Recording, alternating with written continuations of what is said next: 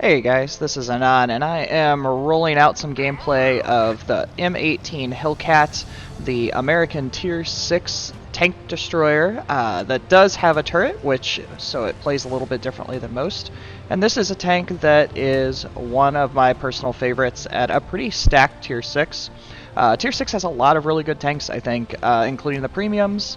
So there's a little bit of something for everybody there, and I think that everybody can kind of find something to play, and so this is one that I really enjoy.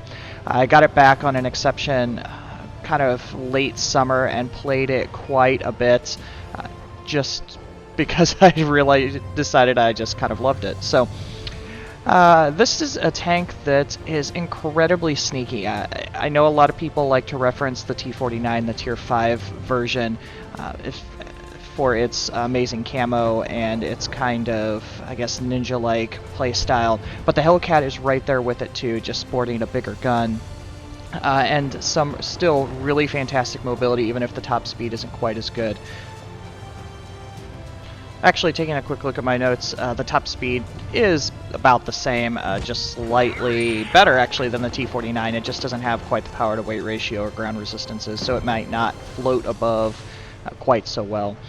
So part of what I really love about this tank is that combination of speed and camo. It doesn't have any armor, so you have to be careful of HE shells, but it becomes an extremely clutch tank just because you can relocate and use your basically just fantastic combination of view range and mobility to be really sneaky and work those late game situations.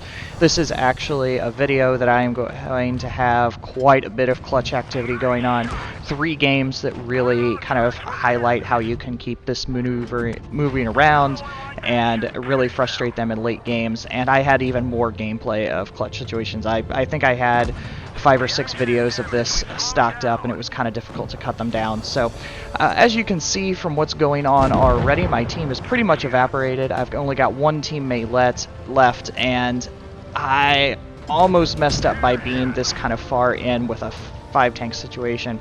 Luckily they're all pretty low health, and that VK decides to totally whiff a shot, so I can get rid of him real quick. When the Leo rolls around, I know I'm going to take shots. There's nothing I can do about that, especially with the Great Pen, so I'm just going to keep moving around here. That VK is really dangerous, being at full health behind me, and I swing around and run into this Tues, so I'm kind of taking advantage and getting the easy guaranteed shot, because it looks like he's going to stay on base, so I just have to keep moving around, and I'm trying to get my teammate involved, who finally moves out, and luckily he can help a little bit. Unfortunately, misfire there, which could have pretty much ended the game because I didn't mean to take that shot, but luckily he slows up a little bit, and my teammate has gotten involved just enough to at least slow down this VK, which is the biggest threat left. And you can see how just being able to kind of zip around and be a difficult target sometimes, especially on these lower tiers, tanks get frustrated and go over the easier targets, so you can just kind of keep it moving around and keep yourself in a good situation. So I'm just going to work this fantastic gun and try and whittle that down. So get rid of the biggest threat that's left. The Sue is here, and since he has taken that shot, I know I get kind of a free shot, and now I can play with him a little bit if I need to. I can't run away because of the way he's facing. It's too big of a risk, but I can use this dead tank and kind of try and bait him out and try and get that shot, which he does, and can go ahead and finish off that shot. So there was some luck involved in that game, I'm not going to lie, but you can see how the mobility on something at this tier can really, like I said, kind of frustrate a bit and let that work. I think you'll see in some of the other gameplays more of using that camouflage kind of situations a little bit better, but that was a good way to start and kind of keep going here. Okay, so switching over to Mirage for another really nice clutch situation. I also wanted to take advantage to go ahead and say I've had a lot of requests lately to do a follow-up to my How to Be Clutch video that I was originally thinking was going to be a series, but after I got to thinking about it, and especially after making this video, I realized I'm really kind of incorporating that into my other videos. Instead of focusing on specific things, I like to cover a lot of things, and especially on tanks where it makes sense and I have gameplay that makes sense. So I don't think I'm going to do another one of those videos anytime soon. I'll just have videos like this that really kind of naturally lead that way and can still teach a lot of those really nice tactics and different ways that I do it. And so I think you'll still get the same from it. If there's a huge demand, maybe I'll revisit that, but I just wanted to go ahead and point that out. So I've pushed through really aggressively, and that's because several tanks were spotted going to the waterfall side, and I like to be really aggressive when that happens. I decide to go ahead and abandon those 2 red tanks that are on the ocean edge because I see that we have a 2-tank advantage. There they kill another one, so now it's 3 versus 1 that was over there, and so the bigger threat is in here.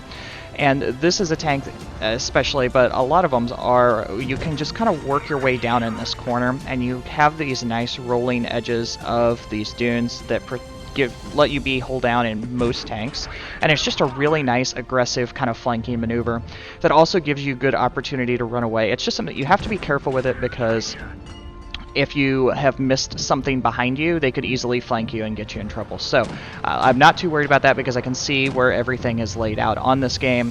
So instead I can go ahead and keep shooting and try and whittle them down as much as possible, because very, very quickly this got a little bit out of hand. Our guys that went falls did not do well, and we're already down 2 tanks and not looking too good. So I'm going to keep just farming as much as I can. The KV-2s are really, really dangerous to a Hellcat, so I'm trying to get rid of one, if not both of those if I can, and just kind of again letting this gun sing as much as possible. And I've also able to stay pretty hidden in this point, which is also really good with this tank.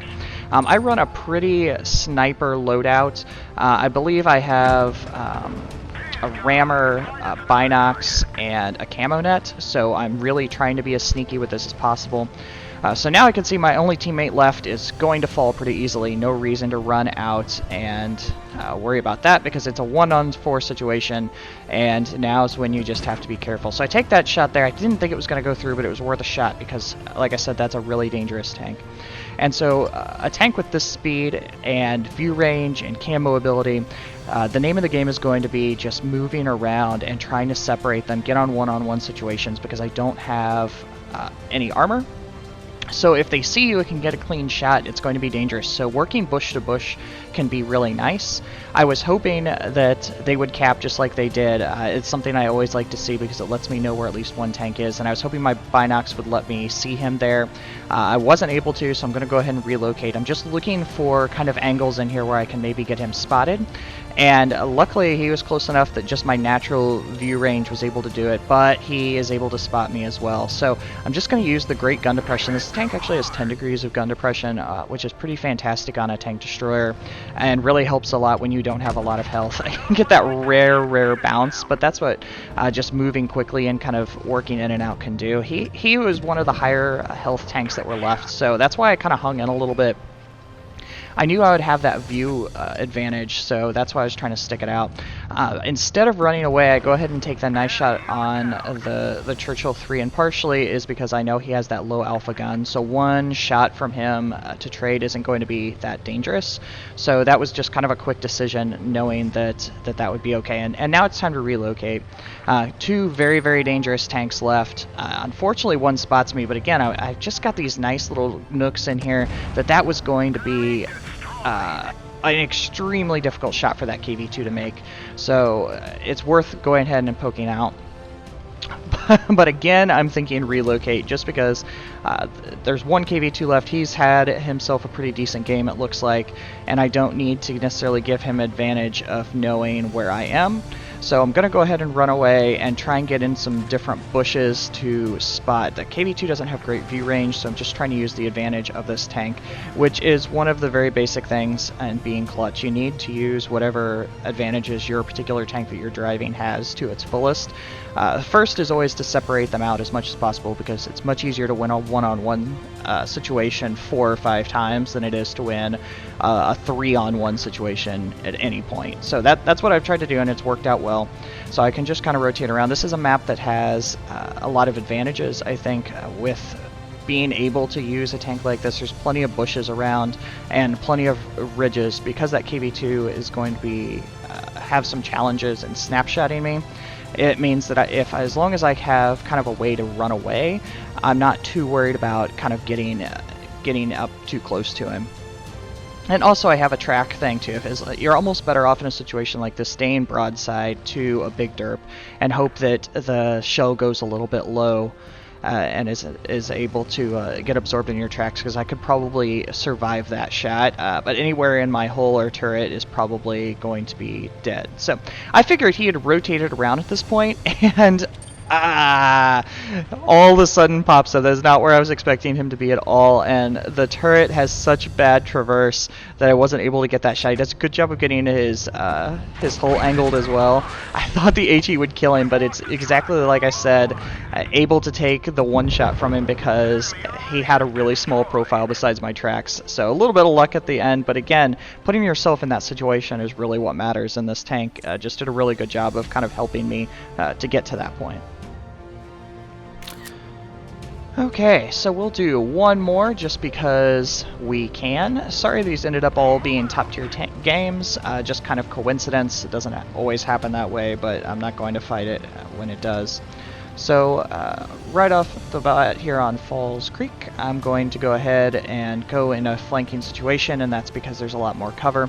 I don't like to fight bridge very often. I will do it in certain heavy tanks and certain tank destroyers when it makes sense in the lineup, but otherwise I do still prefer to go this direction just because there's a lot more cover, and yeah, that's what I like to do. So, I mean, right up into the bush so I can be as sneaky as possible right off the bat, and I'm not really spotting anything, which is okay, and just means I'm going to have to get into more of a sniping situation. At least I think so, until Nashorn goes ahead and pops up behind me, or actually a Hellcat, sorry, which he has played that very, very aggressively, and that's something you have to be cautious of with the Hellcat. It's not really a scout tank in my opinion, although that's not really a good example of scouting anyway. Scouting isn't YOLOing.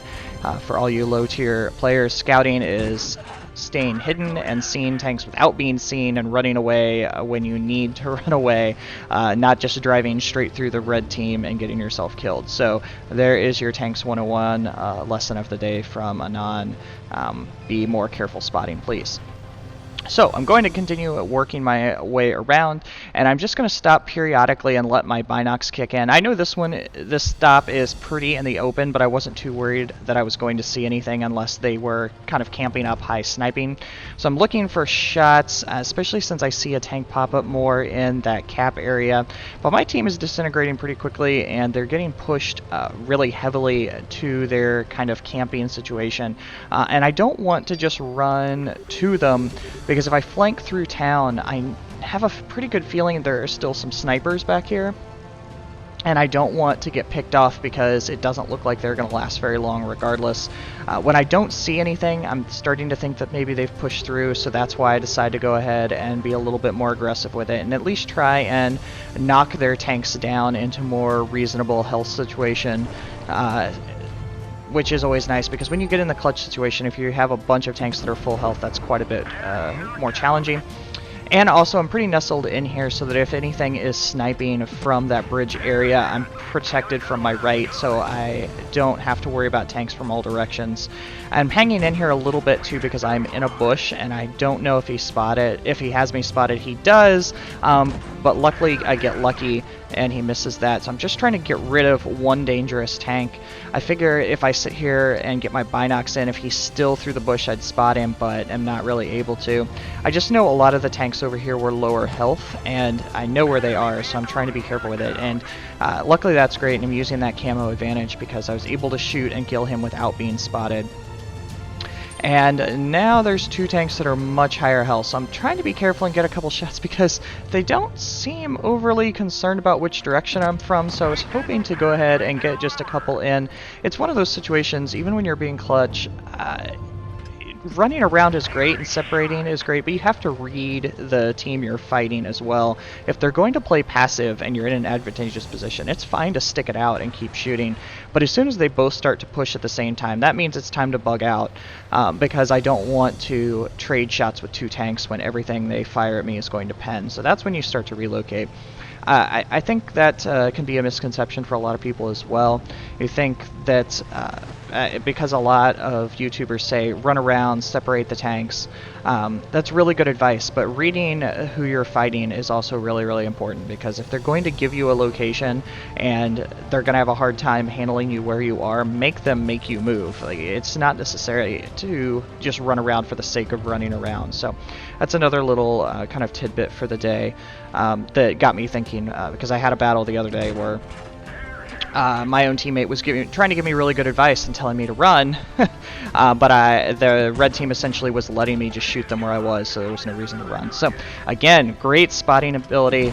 Nothing can see me where I'm at because I've got the camo advantage, so I'm just kind of able to make their hit points disappear as I kind of hang out. And now I've worked this situation into much better place. Have this Wolverine down to a one-shot. I decide to stick it out there because I'm okay with trading shots when I have the hit point advantage, and I still am okay with going in and charging him, but I was just unlucky there with some RNG. So I think this battle was really nice because it kind of had a little bit of everything of running in and running away, but the Hellcat for me, like I said, is one of the most clutch tanks as long as you're handling it the right way and not being overly aggressive.